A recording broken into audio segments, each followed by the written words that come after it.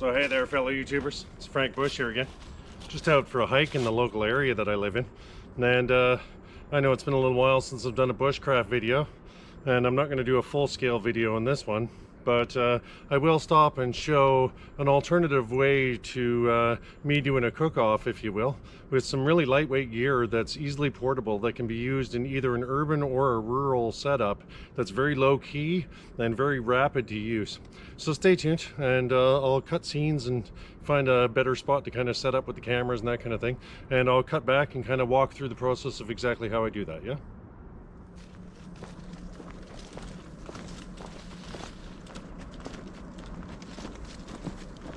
I've hiked a little bit here. I've been following along this creek. Normally this creek is fairly active, you know, 5-6 feet wide and 2-3 foot deep, but because of the drought conditions, you can see it's just bone dry. So I'm lucky I brought some water with me today. I was going to pull out of the creek and I thought, oh, I'll just bring along some water just in case. I know it hasn't rained much, but here we are. So needless to say, I'll have to use the water I brought that's canned instead of water out of the creek, but that's right, small issue. So like I say, I'll just keep pushing a little further down the trail. There seems to be a fair amount of people out on motorcycles and quads and that kind of stuff in the area that I'm in, so I'll try to get some distance from them, and that way the noise doesn't interfere with the camera too much. So give me another 2 more minutes and I'll find a better place to set up that's a little quieter, yeah? Alright, well, I think this spot's as good as any. I get a little bit of sunlight on the patch here, so it's always a good spot to work with. The camera seems to like the light, but just pull a couple things out of my bag here and get this going.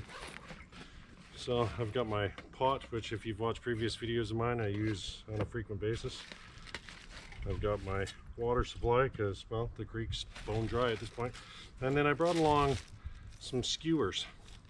That seems like an unusual thing, but I've got a dozen of these skewers where they've got little eye at the top. So I'll change angles and cut in here and kind of show you exactly how I plan on setting up this grill, if you will, that I can use to cook on top of with ease. I've brought along a dozen skewers. I only need 6 of them in this example, but because they're so small and lightweight, they're easy enough to just throw in a bag and have with you. So bear with me, let me switch the camera angle a bit and see if I can get a better bead on things here, and I'll cut back to the next scene, yeah? Alright, well, I don't have a tripod set up at this point in time, so I'll just try to make the best do I can, if you will. So, like I said, these are standard skewers that you'd use for cooking with and making shish kebabs and those types of things. And all I've done really is on the eyes themselves, they were a bit bigger space here, and I just used a pair of pliers and kind of pinched them too. And like I say, I've got my pot that I normally use, and now in my pot I've got my trusty coffee whitener, sugar, and chocolate powder mix, that hot chocolate mix that I pre-mixed to the level I like. I've mentioned this in previous videos. And then I've got a Schaefer fuel pod. So now these are about $2 a piece, so they're pretty cheap. And I picked one up just at the wholesale shop that's in my area. And then the thinking really is they've got a gel fuel in them that lasts for about 2 hours or so, and that should be adequate enough to bring my water up to temperature so I can have myself a coffee. Like I say, I'll just kind of set that to the side, and I'll shift angles here, and then I'll start to set the grill up itself, yeah? I'll really try to get this on the best angle I can, kind of doing as close to an aerial view as I can. So like I say, I'll take out 3 of these skewers now, and I'm simply going to just drive those into the earth and put them down so they're about an inch or so with the eye. Sits about an inch or so above where the flame will be emanating from, yeah? And now I'll just move that for a second. Now when it comes to the distance, I use the kind of width of my fingers, if you will, and I say I want the next one to be about here. I just know that because it's how big my pot is that I typically works well with about that same width. So, and then I'll set my fingers again, and really I just want to set up the 3 of them to be like a triangle, pretty well as even as I can get them and opposite to each other. And then, like I say, the Schaefer fuel will sit down into that region. Now the thinking really is, I'll just slide that out for a second.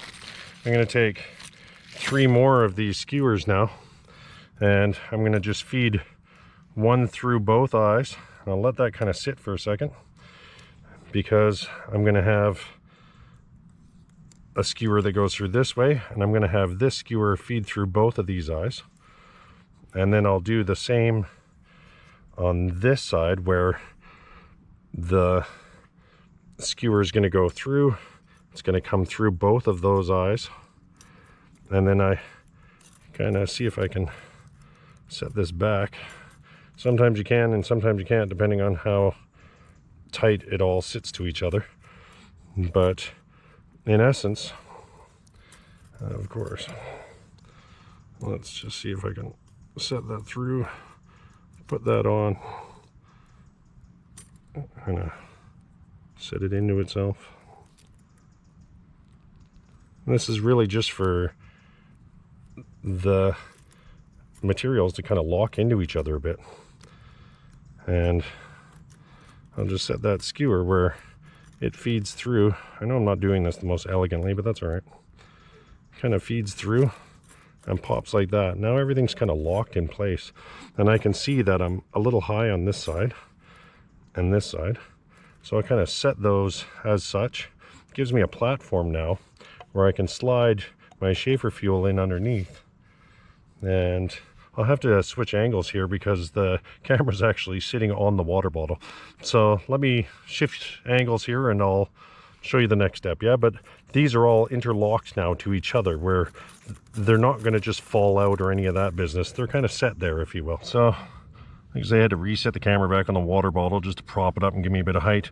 And then I put a bit of water into my pot. It's about half full, so it's plenty enough for a coffee. Now, in this specific setup that I have today, I'm still a little bit high, and that's okay. It's easy enough to turn around and just drive these down a little further. I want the pot to be sitting about an inch or so above the flame, so I'll just clear out any kind of debris underneath there.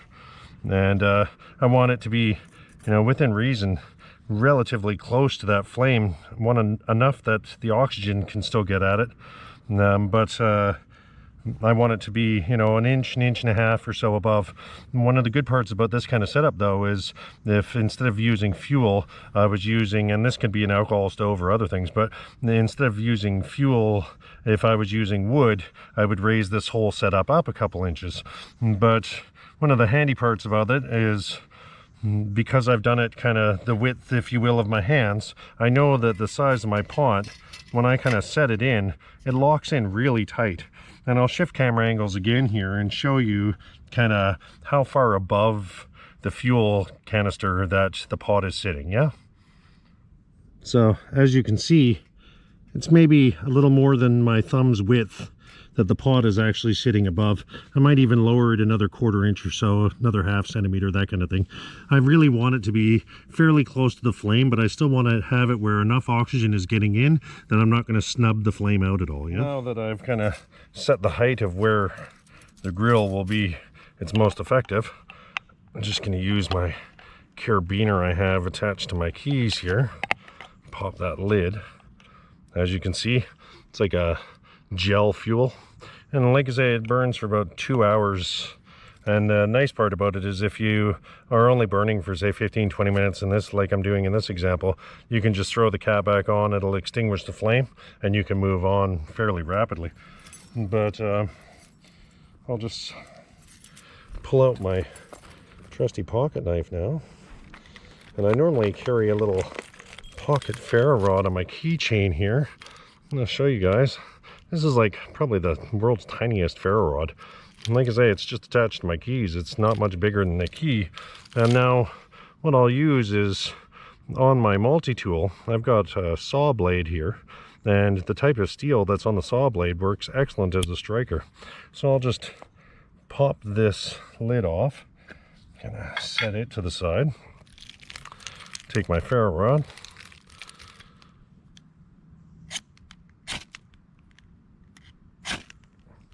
Now the fuel's burning. It burns a pretty blue flame, so you might not pick that up on the camera the best, but it is fully going now at this point. I just slide my fuel in, set my pot on, make sure it's nestled right in there. And then I just make sure I want to kind of center my fuel as best I can underneath that pot, and I'm good to go.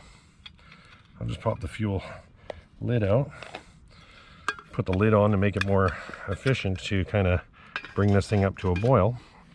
And I'll see if I can cut angles again and show you the flame underneath. I did lower it about another 1/4 inch or so, centimeter or so, just to give you an idea of, I do want it to be really close to the flame itself. You don't want to waste any fuel or any of the flame, if you will. Yeah. So this is about the best angle I can get, and you can see I got pretty good control where I managed to get it to be about a 1/2 inch or so underneath. Now I don't have any windscreen or anything on there, but you know, such is life. It's all part of having this ultralight kit. But as you can see, it's really quick to kind of set something like this up, do what you need to do, and then shut it down, take it and go. So I'll just give this about 10 minutes or so. That's roughly how long it'll take to bring this water up to temperature to make myself the coffee, yeah? So, and as you can see, it's very low key. With this setup, it doesn't give off any smoke really. It doesn't, there's no real noise or anything comes off of it. And it's really compact.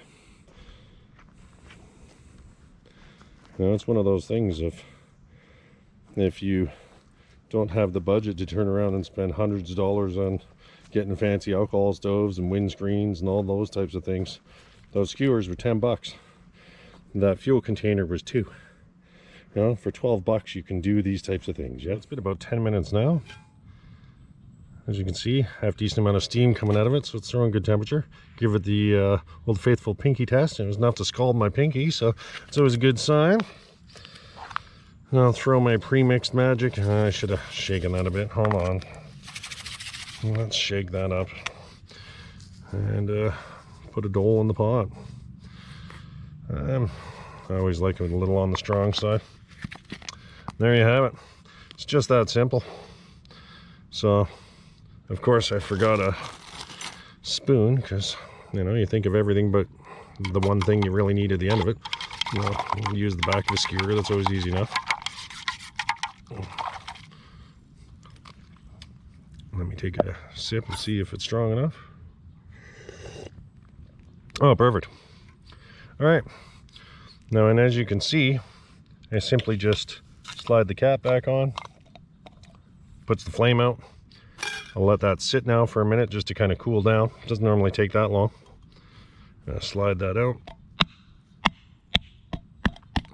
Fuel's kind of sealed back up again.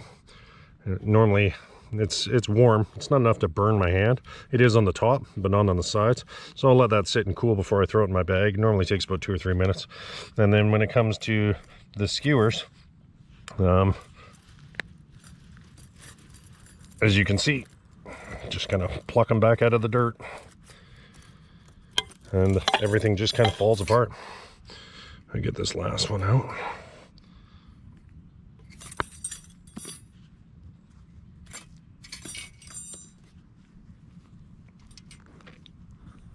There you go. Nothing to it. Yeah, they were a little warm, for sure. But I know people want to see things just happen rapidly. So, and there you have it. I'm back to just having my skewers again. I'll let those cool before I throw them in the bag, because the hot metal will melt the plastic, but it's just that simple. It's enough to scald the mouth out of me. See if the camera can get a half decent. You see the steam coming off it. And it's about maybe 18, 20 degrees Celsius today, so it's not a cold day. I'll give you an idea how hot that coffee is to be throwing the steam like it is.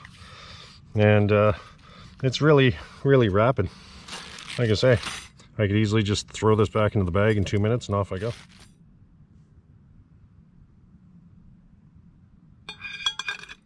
So then, like I say, maybe 2 or 3 minutes later, they've cooled down enough where they're still a little warm, but I can hold them in my hand. You know? I really should have let it sit for an extra minute or two, but I just wanted to show people of, if you were in a real, you know, rush to kind of pull it back out and get it going, yeah, as long as you kind of muddle about, you can pull it back out of the ground almost immediately right after you use it. Obviously, you feel a little heat on your fingers and those types of things. I'm used to it, so it doesn't bother me too much. But It's just that simple. I'll turn around and finish off my coffee now. Throw that back into the bag and off I go. So if you enjoy that this type of content, please like, share, and subscribe. And thanks for watching. Yeah, cheers.